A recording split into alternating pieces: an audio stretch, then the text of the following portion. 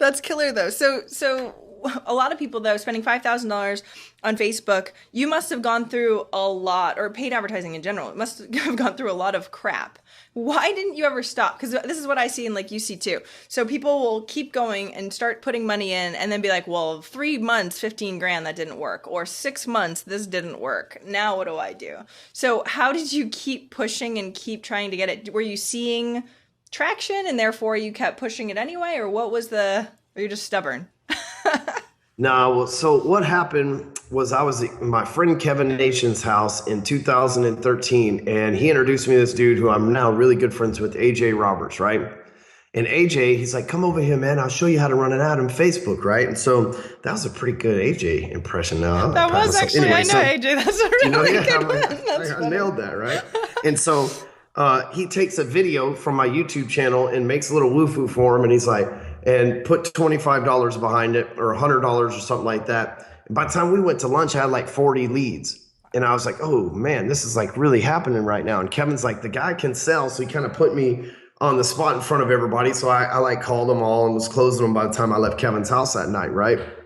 And I'm forever thankful for AJ for hooking me up like that. But he opened the door to me. It was like, dude, for $100, I got like 50 leads. I'm all over this. The next day. Then I called one of my friends over. I'm like, here, come help me sell this stuff, man. I technically do have ADD. So yeah, that makes perfect sense. I love that you said though about your mindset in general, because that stuff does get to you, no matter how like cool and, self-esteem you are. When people just be mean online, which, it's the internet, they can do whatever the hell they want.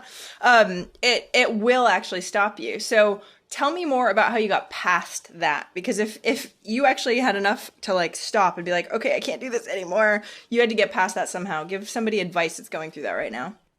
Well, I used to fight people, and while that may be good for edge rating, by fight I mean argue back and forth with them, but that gives them justification. And while it may give you like some edge rank or some, it help because people want to see the conversation and stuff like that, it really is a waste of time. I find that if someone's mad at you, if you just like post a picture of a cat or maybe a video from YouTube of cats, they easily calm down. Cats are pretty calming animals. It's kind of a cool effect that it has on trolls, right? Trolls don't like cats.